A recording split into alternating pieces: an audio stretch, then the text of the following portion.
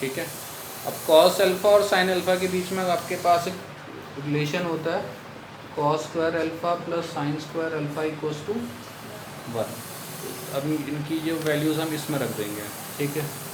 तो ये cos alpha की value minus a p upon c square, sine alpha की value minus b p upon small p a upon c square equals to 1। Squaring करने से minus sine हट जाएगा, तो ये a square p square upon c square plus b square p square upon c square equal 1। इतना clear है सबको? अब दोनों में क्या आ रहा है देखिए, P square upon c square क्या आ रहा है, कॉमन है ना। तो P square upon c square को हम क्या ले लेंगे, common. P square upon c square common लिया तो यहाँ बच जाएगा ए स्क्वायर प्लस बी स्क्वायर और 1। अब यहाँ से हम पी स्क्वायर की वैल्यू निकालेंगे सी स्क्वायर मल्टीप्लाई में और ए स्क्वायर बी स्क्वायर डिवाइड में। तो जो पी है वो कितना आ जाएगा, सी यहाँ से स्क्वायर हटाएंगे तो उसमें अंडर रूट सी का सी स्क्वायर का अंडर रूट सी और ये under root a square plus b square. तो ये पी की वैल्यू आ गई, बस हमें यही तो चाहिए था। अब पी की वैल्यू आ गई है तो पी की वैल्यू को हम यहाँ रख सकते हैं, कॉस अल्फ़ा में और साइन अल्फ़ा में, है ना।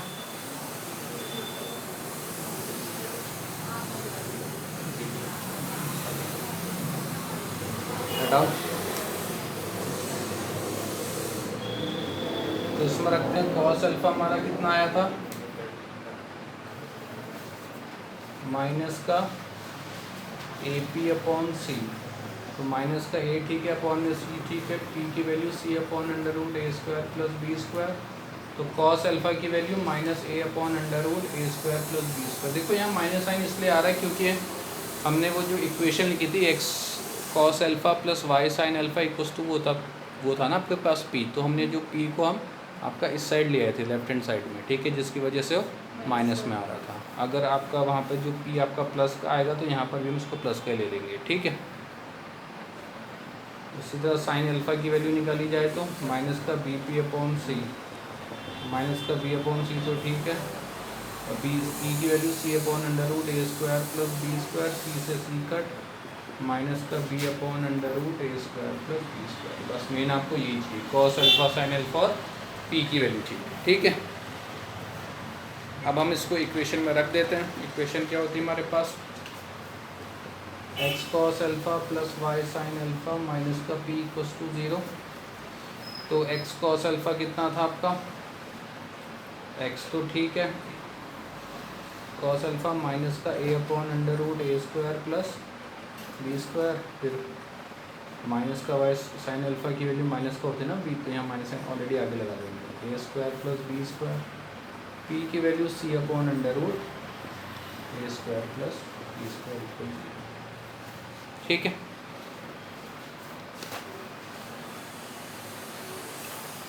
मेन जो चीज़ है, मेन चीज़ इसमें ये है, पी की वैल्यू कॉस अल्फ़ा की वैल्यू और साइन अल्फ़ा की वैल्यू, ठीक है।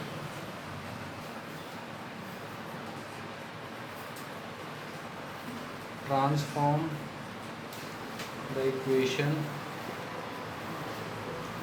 Under 3x plus y minus 8 equal to 0 to normal form. तो नॉर्मल फॉर्म में चेंज करना है, ठीक है। तो नॉर्मल फॉर्म में चेंज करने के लिए देखिए आपके पास ये चाहिए x, एक तो आपको a चाहिए, एक b चाहिए, अच्छा वो तो सही है। हाँ देखिए आपको क्या चाहिए नॉर्मल फॉर्म में चेंज करने के लिए, कॉस अल्फ़ा साइन अल्फ़ा और p की value, cos alpha a upon under root a square plus b square, sine alpha b upon under root a square plus b square, जो p की value minus कर। वैसे काम कर सकते हैं, जो माइनस वाले उसको हम उस साइड भेज सकते हैं, प्लस हो जाएगा ना वो, ठीक है।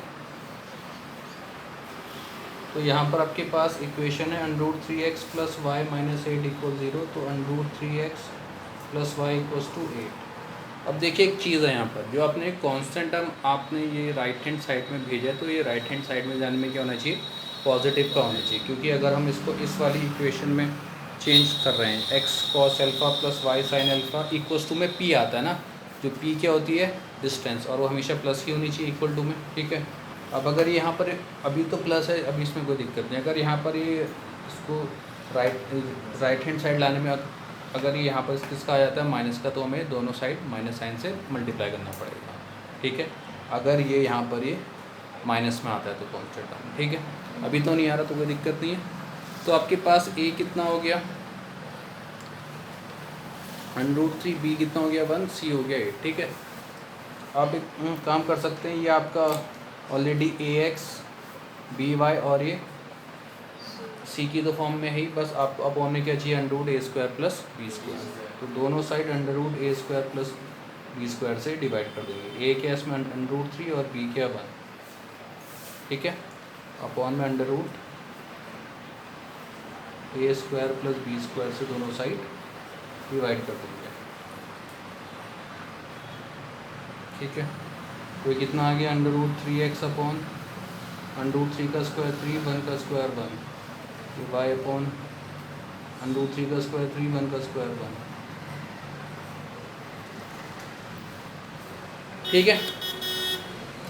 वरना अगर आप इसको ऐसा नहीं करना चाहते हो तो आपको पता है कि a की वैल्यू √3 है, b की वैल्यू 1 है और जो c की वैल्यू 8 है, ठीक है। आप ये निकाल लीजिए। एक बार आपको क्या निकालना पड़ेगा, कॉस अल्फ़ा की वैल्यू निकालनी पड़ेगी, एक बार साइन अल्फ़ा की वैल्यू निकालनी पड़ेगी और एक बार p की वैल्यू निकालनी पड़ेगी, ठीक है। और एक बार जब कॉस अल्फ़ा और साइन अल्फ़ा की वैल्यू आ जाए तो आपको इसमें रख देनी पड़ेगी, है ना। अब कॉस अल्फ़ा साइन अल्फ़ा और जो p की वैल्यू निकालने का फॉर्मूला ऑलरेडी आपको मैंने लिखा रखा है, ठीक है। या फिर आप इससे आसान है, आपको ज़्यादा मेहनत नहीं करनी पड़ेगी। जो भी आपको इक्वेशन दी है उसमें क्या करेंगे, सबसे पहले जो कांस्टेंट टर्म है उसको हम क्या बोलेंगे, हम इसको यहाँ भेजेंगे राइट हैंड साइड में। अगर राइट हैंड साइड में भेजने में वो किस में आती है नेगेटिव, तो दोनों साइड पहले माइनस साइन से मल्टीप्लाई करना ज़रूरी है। इसमें तो ऐसा नहीं हो रहा, इसमें तो ऑलरेडी ये प्लस का आ जा रहा है, ठीक है। ये हो जाए तो उसके बाद आप क्या कीजिए, दोनों साइड √a² + b² से डिवाइड कर दीजिए। अपॉन में √a² + b² से दोनों साइड डिवाइड कर देंगे। a कितना है √3, b कितना है 1, तो अपॉन में √3² + 1a² से हमने दोनों साइड डिवाइड कर दिया। ये आसान मेथड है ना ज़्यादा। वरना अगर ऐसे नहीं करना चाहते तो फिर आपको एक बार कॉस अल्फ़ा की वैल्यू निकालनी पड़ेगी, साइन अल्फ़ा की वैल्यू निकालनी पड़ेगी, p की वैल्यू निकालनी पड़ेगी और इसी इक्वेशन में रख देनी पड़ेगी यहाँ पर, है ना। ये ज़्यादा बेटर है कि आपको जो इक्वेशन दी है उसका जो कांस्टेंट टर्म है उसको राइट हैंड साइड में भेजिए। अगर वो आपका नेगेटिव में आता है तो आपको दोनों साइड माइनस साइन से मल्टीप्लाई करना पड़ेगा। एक बार वो हो जाए तो सब के अपॉन में √a² + b² से डिवाइड कर दीजिए, है ना। तो ये कितना आ गया आपके पास √3x और ये 3 + 1 तो होता है 4, 4 का √2 ना, यहाँ पर भी 2 आ जाएगा और यहाँ पर 8/2 4, ठीक है। तो ये इस फॉर्म में आ गया √3x/2 + y/2 = कितना 4। अब अगर ध्यान से देखिए x के साथ आपका कितना इंटू होता था कॉस अल्फ़ा, है ना। तो ये आपका जो x का कोफिशिएंट है वो कॉस अल्फ़ा के बराबर आ गया और जो y का कोफिशिएंट है वो साइन अल्फ़ा के बराबर आ गया, ठीक है। x का कोफिशिएंट √3/2 तो √3/2 कॉस अल्फ़ा के इक्वल, और जो y का कोफिशिएंट है 1/2 वो साइन अल्फ़ा के इक्वल, और जो इक्वल टू में आ रहा है 4 वो क्या हो जाएगा आपका p हो जाएगा, यानी distance of the line from origin, ठीक है। अब इसी में वो आपसे एक तो अल्फ़ा निकालने को बोल सकता है और एक आपको p निकालने को बोल सकता है। p तो निकाल चुके हैं, अल्फ़ा निकालने का आपका पता ही है कि cos अल्फ़ा = √3/2 है। तो cos की टेबल में √3/2 कितने में आता है भाई 30 में, ठीक है। और एक चीज़ का ध्यान रखिएगा कि जो अल्फ़ा की वैल्यू इसमें आ रही है वही अल्फ़ा की वैल्यू इससे भी आनी चाहिए, ठीक है। साइन अल्फ़ा से साइन अल्फ़ा = 1/2 है, साइन की टेबल में 1/2 कितने में आता है 30 में, तो उसमें भी अल्फ़ा आपका 30 डिग्री आ रहा है, ठीक है। आसान था जी।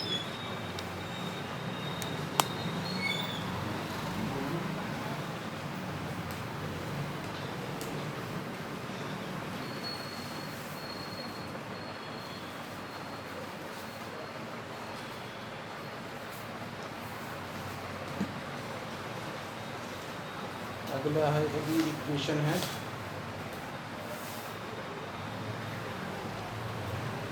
x + y + √2 = 0। Find P N alpha, इसमें भी आपको पी एन अल्फा निकालना है, ठीक है। तो आपको जैसा मैंने अभी बताया था वैसे करना है। सबसे पहले हम इसमें क्या करेंगे, जो कांस्टेंट टर्म है इसको वहाँ भेज देंगे राइट हैंड साइड में। यहाँ तो ये प्लस का, तो यहाँ जाके माइनस का, तो यहाँ पर ये आपका राइट हैंड साइड में जो कांस्टेंट टर्म है वो किसका आ रहा है, माइनस का, लेकिन ये प्लस का आना चाहिए, तो दोनों साइड माइनस साइन से मल्टीप्लाई कर देंगे। माइनस का एक्स माइनस का वाई और प्लस का अंडर रूट, ठीक है। फिर हमने क्या कहा था कि दोनों साइड अपॉन में under root a square plus b square से आपको डिवाइड करना पड़ेगा। मैं ऐसा 45 डिग्री और कौन सी पी की वैल्यू आ रही है -1, पी की वैल्यू माइनस में आ नहीं सकती कभी। हाँ तो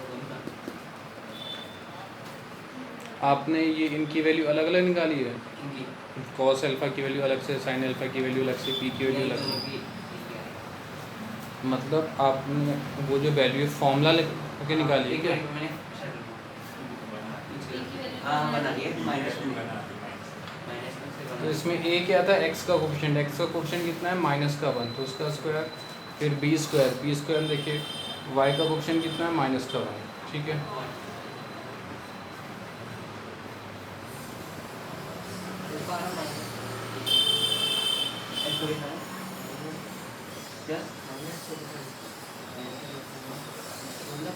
-1 का स्क्वायर का 1 और माइनस स्क्वायर का 1, स्क्वायर की वजह से माइनस साइन हट जाएगा इनका, यहाँ पर भी 1 + 1।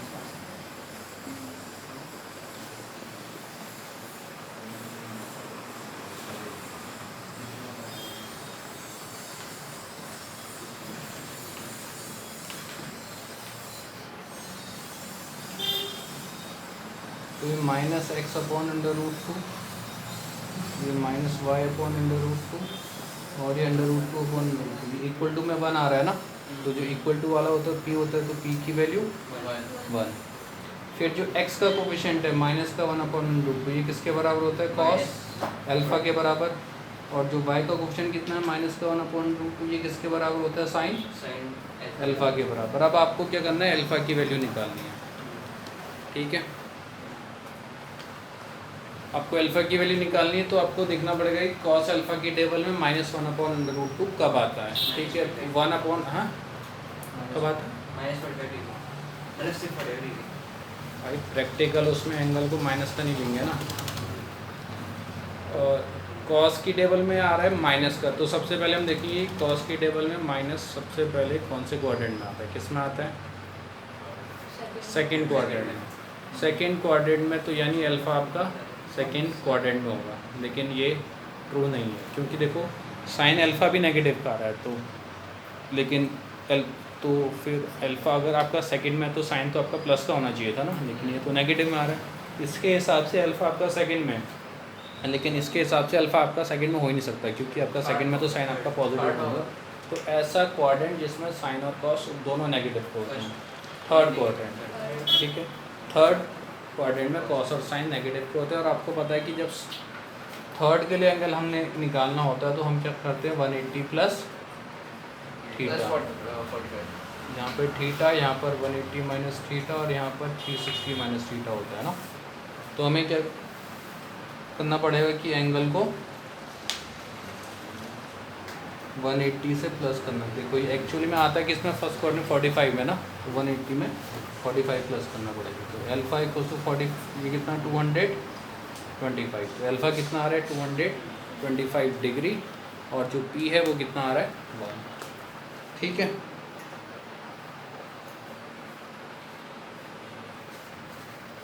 तो ये आप होमवर्क से ट्राई कीजिएगा, जिनका हो गया सही बात है। अगला question,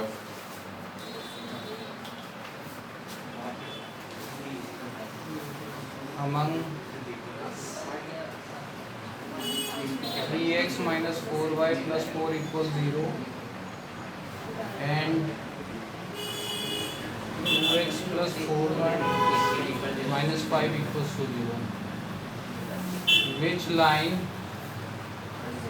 is closer to origin? दोनों में से कौन सी लाइन ओरिजिन के ज़्यादा क्लोजर है? तो आपको बताना है कि इन दोनों लाइन में से कौन ओरिजिन के ज़्यादा क्लोजर है, ठीक है, क्लोजर है। तो हम क्या करेंगे, दोनों इक्वेशन को नॉर्मल फॉर्म में चेंज करेंगे और उसके p की वैल्यू निकालेंगे। जिसका p जितना स्मॉलर होगा यानी उसकी डिस्टेंस ओरिजिन से उतनी लेस है, ठीक है। यानी कि जिसका p जितना छोटा वो ओरिजिन के उतना ज़्यादा क्लोजर, ठीक है।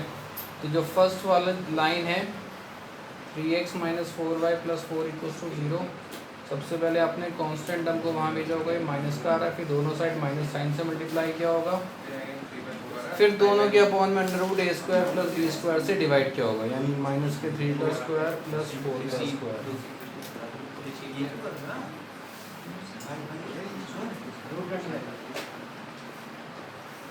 मैं जय बोल रहा, अंधेरा हो गया, छुट्टी कर दो। मैं यहाँ से बोले तो वहाँ पर किया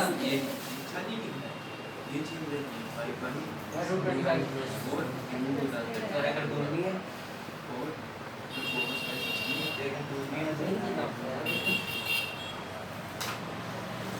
तो 9 + 16 होता है 25, 25 का 5, 25 का √5। तो ये आ रहा है, जो पहली वाली लाइन है उसका p आ रहा है 4/5, है ना। अब उसी तरह जो दूसरी वाली लाइन है इसका मैं सीधे सीधे आपको बता ही देता हूँ, आप निकाल लेना इसको होमवर्क से। इसका जो p आ रहा है कितना आ रहा है भाई, इसका p 220/4 ऊपर 5/2 ऊपर √20/4, √20 को हम इसको रेशनल, इसको 2√5/4 यानी √5/2। मेरे ख्याल से √5 2 पॉइंट कुछ ऐसी आता है ना। तो इसमें इसका न्यूमरेटर क्या है, डिनोमिनेटर से ग्रेटर है, तो इसकी वैल्यू 1 से ग्रेटर आएगी।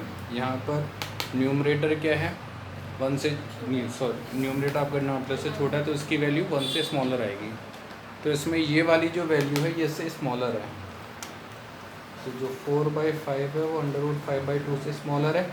तो यानी कि ये वाली डिस्टेंस ओरिजिन से लेस है, ठीक है। और ये किसकी थी, ये वाली।